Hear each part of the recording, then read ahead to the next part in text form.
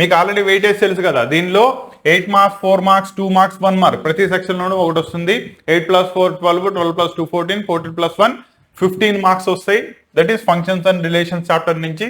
దానిలో ఫస్ట్ కనుక తీసుకున్నట్టయితే ఎఫ్ ఆఫ్ ఎక్స్ అనే ఫంక్షన్ ఇచ్చేసాడు, జీ ఆఫ్ ఎక్స్ అనే ఫంక్షన్ ఇచ్చేసాడు. ఒకటి x², రెండోది mod x. అయితే వాటి మధ్యలో ఉన్న 4 ఆపరేషన్స్ ని ఫైండ్ అవుట్ చేయాలి. ఒకటి ఎడిషన్, రెండోది సబ్ట్రాక్షన్, మల్టిప్లికేషన్, రెండోది scalar multiplication, scalar addition, last లోది డివిజన్ ని ఫైండ్ అవుట్ చేయడం. చాలా సింపుల్. ఇచ్చిన దానిలో F of X, G of X తీసుకోవడం, F of X by G of X. That is ఈ వీటన్నిటిలో కూడా వేరియబుల్ మీకు డిస్ట్రిబ్యూట్ అవుతుంది కాబట్టి జస్ట్ ఫంక్షన్స్ ని సాల్వ్ చేసుకుంటా వెళ్ళిపోతే సరిపోతుంది. ఓకేనా? కాకపోతే ఇక్కడ g of x is equal to modulus x ఇచ్చాడు. మాడ్యులస్ ఎక్స్ అంటే ప్లస్ ఆర్ మైనస్ ఎక్స్ వస్తుంది.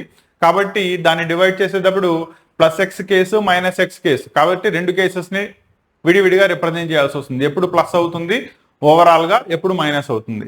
అలాగే రెండో క్వశ్చన్ చూడండి.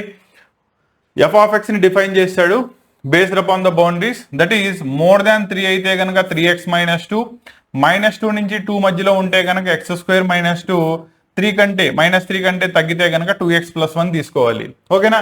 అలా కరస్పాండింగ్ వాల్యూస్ ని ఫైండ్ అవుట్ చేయాలి. ఫర్ అన్ ఎగ్జాంపుల్, బెటర్మెంట్ లేదా సప్లిమెంటరీ రాసే స్టూడెంట్స్ కోసం maths, physics, chemistry, biology, English and Sanskrit each subject కి సంబంధించిన షార్ట్ టర్మ్ కోర్స్ ని మీ ముందుకు తీసుకురావడం జరిగింది. And at a nominal fee 799 rupees